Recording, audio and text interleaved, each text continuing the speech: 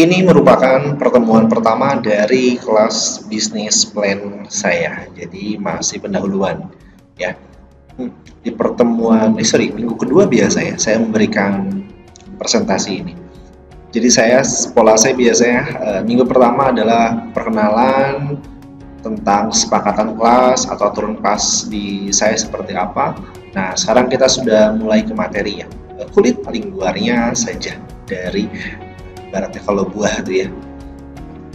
Awal kita akan membahas apa? Kita akan membahas dulu dari business plan secara kalau diterjemahkan jelas menjadi perencanaan bisnis.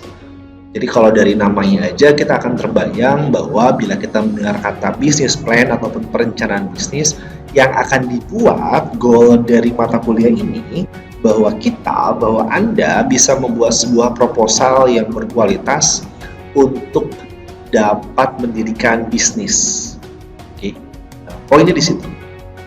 Pertanyaannya kemudian, untuk apa rencana bisnis ini kita lebih kerucutkan? Yang pertama, pedoman. Oke, saya ngebacanya kalau dari teks paling bawah ya, jadinya. Ibaratnya kompas gitu ya. Kalau kita jalan-jalan, kalau kita berpetualang dan mencari arah utara selatan, maka si proposal bisnis ini ataupun rencana bisnis teks di sini ya, itu tuh pedoman bagaimana kita agar tetap on the track sesuai dengan yang sudah dipersiapkan. Jadi bisa jadi tiba-tiba ada bisikan dari teman, dari saudara, hal-hal yang sudah persiapkan, sudah rencanakan, tiba-tiba melenceng jauh dari perkiraan dan prediksi-prediksi. Pedoman, kata kunci yang pertama, tujuannya. Lalu yang kedua, proposal bisnis ini apa? Untuk meminta atau mencari investor. Dalam ini whole text ditulisnya sebagai mengajukan permohonan modal. Manusia ini diciptakan untuk saling melengkapi, prinsipnya kan gitu, untuk saling melengkapi dalam artian seorang manusia akan memiliki masing-masing skillnya. Ada yang ahli dalam mengoperasikan gitu ya, melaksanakan keseharian, ada yang memiliki modal banyak. Poinnya adalah satu orang akan menjadi sulit untuk melakukan semua hal. Ya dia yang menyiapkan modalnya, ya dia yang mengelola sehari-harinya, apakah dia yang melakukan survei dan seterusnya. Poinnya adalah proposal bisnis ini sangat biasa diberikan untuk mencari ada modal-modal yang punya investasi yang lebih besar daripada orang yang mengajukan. Seandainya orang yang mengajukan pun punya uang yang serupa, tapi jelas itu hanya saja maksud saya biar tidak kerja sendiri, biar nggak keluar energi hanya dia saja, karena biasa dengan butuh saat bisnis itu kan butuh partner, butuh orang, minimal orang ini akan menjadi pihak yang bisa diajak untuk minta pendapat kalau misalnya mengambil keputusan. Karena seringkali kalau sendiri orang yang pertimbangkan yang menjadi relatif sedikit atau bahkan nggak ada. Oke, pertama itu kita ke tujuan dari rencana bisnis. Lalu ketika sudah tahu yang ingin dicapai, yang penting perlu ada di bisnis plan kita, di perencanaan bisnis itu apa? Ada 4 poin penting. Kata kuncinya ada bagaimana strateginya, rencana strategisnya. Rencana strategisnya seperti apa? Bagaimana persiapan untuk memasarkannya? Bagaimana untuk mengelola keuangannya? Bagaimana untuk keseharian operasionalnya, manajemen operasionalnya? Hal ini perlu dipersiapkan atau ada di dalam business plan yang kita buat. Oke, ini mesti ada.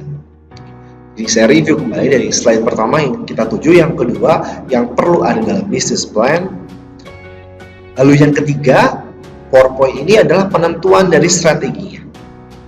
Ini utama dibahas di PowerPoint. Saya akan bahas satu persatu ya. Jadi hindari pusing melihat banyak tulisan. Saya biasanya bukan orang yang senang menampilkan banyak teks gitu. Hanya saja memang perlu saya tampilkan semua definisinya untuk lebih jelas, dan juga gambaran dari matriksnya. Oke. Kita akan mulai dari yang paling atas, strategi komoditi. Jadi cara membacanya itu kita lihat ya. Kalau di kolom itu ada customer price sensitivity, lalu yang di atasnya ada produk mistik. Produk mistik itu bagaimana bisa diterima oleh masyarakat nih. Poin-poinnya sih. Lalu yang kedua adalah customer price sensitivity, bagaimana harga ini dirasakan ya, apakah tinggi atau rendah. Misal, seandainya kita berpikir pada strategi komoditi, okay? Strategi komoditi ini dikatakan bahwa harganya itu relatif tinggi dan sedikit yang peminatnya. Bahkan dari itu ada konsekuensinya untuk mempertahankan, katakanlah bahkan menambah ya, kan udah sedikit nih minatnya dari orang-orang, dari masyarakat. Makanya strategi komoditi ini apa? Kalau kita baca, fokusnya pada volume atau market share yang dipertahankan karena sudah sedikit. Bahkan bisa jadi ditumbuhkan gitu, dengan menurunkan biaya, harapannya bertambah. Saya ambil contoh apa? Saya ambil contoh misalnya dari handphone. Persaingan merek-merek handphone sungguh banyak kan. Mungkin pendengar saya di sini ada yang usaha gadget juga. Masing-masing punya kebijakan harga. Dalam hal ini misal ada Samsung diiklankan turun harga. Yang pertama, kita masuk ke yang kedua. Yang kedua ini tentang strategi transisional dikatakan. Kalau kita lihat di bagian ini tuh harganya tinggi tapi udah banyak peminatnya. Sehingga udah banyak walaupun harganya tinggi, dia fokusnya mempertahankan kualitas. Mempertahankan kualitas maksudnya apa ya, konsumen jadi tidak memikirkan harganya, ada pasar konsumen yang tidak memikirkan harga, atau dalam hal secara formalnya menjadi kurang sensitif katanya terhadap harga, even mahal dibeli gitu. Kenapa? Karena yang fokusnya pada kualitas. Saya ambil contoh dari persepsi saya apa, saya ambil sepatu Wakai.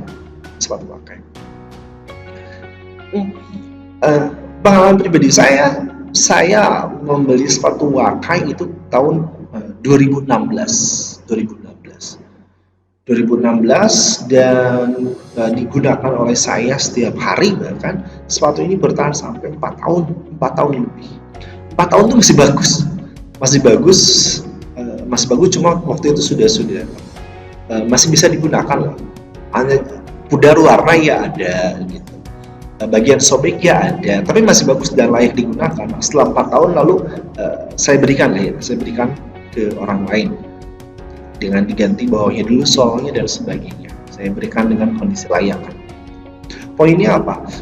Sepatu Wakai ini harganya menjadi relatif mahal karena bila kita ingin beli sepatu, waktu itu saya beli sekitar 500.000,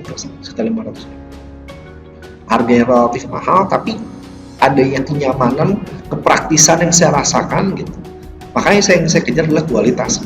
Begitu juga banyak orang yang mungkin berpikiran seperti saya, selama harga barangnya berkualitas bisa tahan lama, ya digunakan, dibeli. Strategi transisional. Apa lagi? Kita masuk ke strategi hybrid. Dikatakan di sini hybrid, kolomnya ada yang paling bawah ya. Jadi harganya tuh rendah, lalu kecil pangsa pasar. Kalau bakso udah mah sedikit gitu ya yang belinya, harganya relatif rendah, maka ya jelas dong hindarin perang harga. Dari perang harga untuk turun harga. Di sini bicara tentang kelebihan produk yang ditawarkan sesuai kemampuan pembiayaan perusahaan. Saya ambil contoh apa? Mungkin contoh yang saya berikan di sini bagi beberapa relatif banyak yang menggunakan, bisa jadi lebih banyak yang menggunakan gitu ya, saat ini. Tapi yang saya mau cerita sebagai contohnya adanya strategi untuk mengurangi perang harga. Jadi gini, dulu mungkin nggak dulu ya, pada faktanya ada tiket dari Garuda Indonesia itu relatif mahal untuk pergi, sedangkan tiket penerbangan yang lain bisa jadi lebih murah gitu, dengan mengurangi misalnya makan di pesawat dan seterusnya gitu. Bukan mengurangi sewa pesawat ya, maksud nggak kesana, tetap keamanan diutamakan oleh masing-masing maskapai, hanya saja ada pengurangan makan biasanya sehingga harganya bisa lebih murah, atau mungkin Eh, ada yang berputar dulu transit, dan selanjutnya poinnya lebih murah. Strategi dari Garuda Indonesia bukan merubah harga Garuda, dia tetap punya levelnya tersendiri, maka akan menghindari harga misalnya. Maksud saya itu, yang saya masukkan itu ya. Seandainya dirasa contohnya kurang pas, hanya saya maksud saya gini, maksud saya seperti Garuda Indonesia tidak menurunkan harga, hanya saja membuka adanya katakan anak perusahaan lah. Di sana mungkin apa Citylink. Selain itu kan kelompok dari Garuda Indonesia dengan harga yang relatif murah sehingga lebih bersaing. Ada produk dari Garuda Indonesia, ada kelebihannya dengan lebih murah gitu ditawarkan sesuai kemampuan pembiayaan perusahaan. Jadi yang poin dari saya, Garuda Indonesia menghindari ada perang harga. Ada perang. Dengan Garuda Indonesia yang punya pangsanya kecil, yang nggak diturunin, tetap aja dia punya pangsa pasar yang relatif kecil. Besar harganya kan kalau di sini contoh di Bagan dikatakan kecil ya. Saat saya membuat presentasi ini saya contoh untuk menunjukkan perang harga saya belum terbayang. Nanti saya mungkin kalau di kelas ada tambahan saya kasih contoh yang lain ya. Tapi sementara ini saya ambil contoh untuk mengamati dari perang harga adalah dari Garuda Indonesia. Kemudian apa lagi? Ada strategi specialty. Bagaimana ada strategi yang fokus pada persepsi dan nilai pada produk tersebut. Ambil contohnya apa? Oke, kita fokus lihat bagian dulu. Specialty itu apa? Specialty itu dari bahwa harganya rendah, pangsa pasarnya besar, banyak yang menggunakan, banyak kalangan. Gitu. Saya ambil contoh dari Indomie goreng. Indomie goreng. Dengan harganya dirasakan relatif rendah, gitu, namun banyak yang menggunakan, ya orang-orang punya nilai dan persepsi sendiri terhadap produk ini. Jadi dicari gitu, dikejar. Ada dengan kepraktisannya gitu. Anak sekolah biasanya kalau zaman sekolah, kalau saya sekarang rekaman ini 2021, anak-anak sekolah dulu saat kuliah langsung, sekolah langsung bisa jadi bekal paling banyak bisa jadi Indomie goreng. Zaman saya sih dulu gitu. Mungkin beda juga ya, beda zaman, beda makanan. Atau saya kurang bekal. Nah, tentang di pendahuluan ini yang perlu saya informasikan adalah tentang pionir or follower. Maksudnya, ketika ada perusahaan menjadi pemimpin atau pendahulu atau menjadi pengikut, bagi saya sih nggak jadi masalah ya. Seandainya Anda membuat sebuah brand baru untuk menjadi pimpinan pasar atau menjadi pengikut, nggak masalah. Yang lebih penting daripada pionir or follower bagi saya ya, sebagai yang persepsi saya bahwa Anda memperoleh suksesan Anda, ada yang ingin Anda capai dengan perusahaan Anda, dengan brand Anda itu tercapai. Tujuan bisnisnya apa? Bagi saya bukan masalah apa itu pionir, apakah Anda pionir ataupun follower. Yang terpenting tujuannya tercapai. Nah, tapi kita bahas contoh dari pionir. Saya ambil contoh dari kasus McDonald's sama Burger King. Dengan produk yang relatif sama, ini kan ada tanda kutip pertarungan gitu ya dalam McDonald's dan Burger King. Lalu bagaimana di fakta di Amerika, siapakah yang memenangkan, siapakah pionirnya? Kalau kita lihat dari data yang ditampilkan dengan sumber yang di bawah sana, ya Pak, McDonald's memenangkan pertarungan ini dari jumlah franchise yang tumbuh dari 2014 sampai 2020, juga dari average royalty gitu ya, rata-rata pendapatan dari franchise. Ini di Amerika Serikat, data yang saya dapatkan dari sebuah jurnal. Di sini yang saya cerita adalah bahwa si pimpinannya pasarnya McDonald's menang di sana. Survei di tempat lain bisa jadi berbeda ya teman-teman ya, tapi yang saya tampilkan saya ambil contoh bahwa ada perusahaan yang memimpin itu.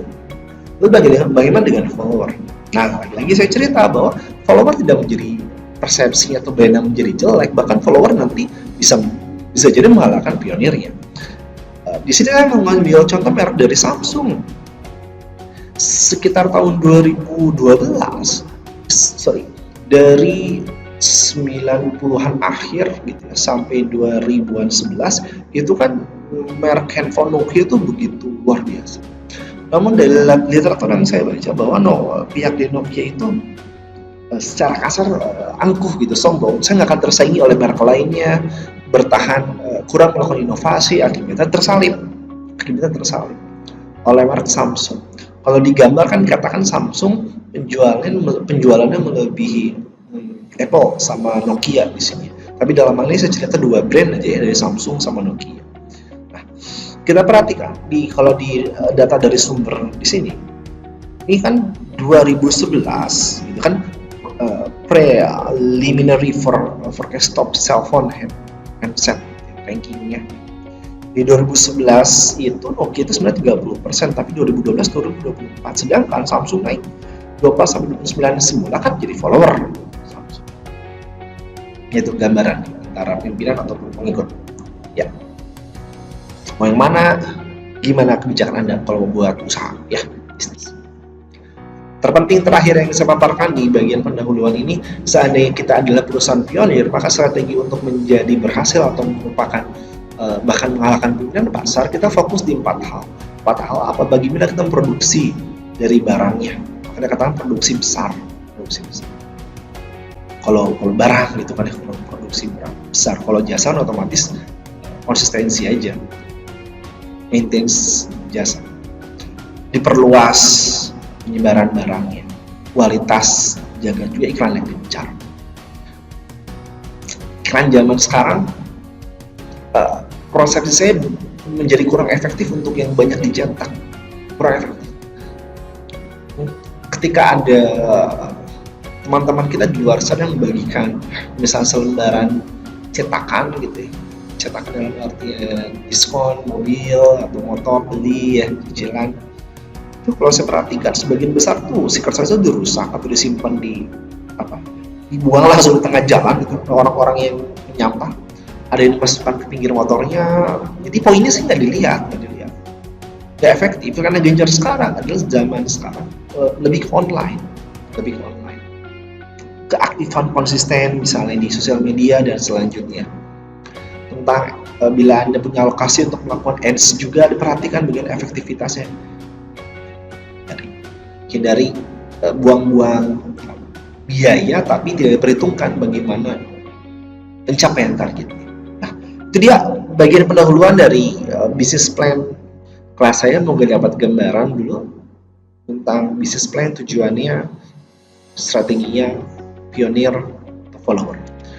Saya Romi Muhammad Ramdhani pamit dari pendahuluan bisnis plan. Saya tutup. Selamat menyerap ilmunya. Wassalamualaikum warahmatullahi wabarakatuh.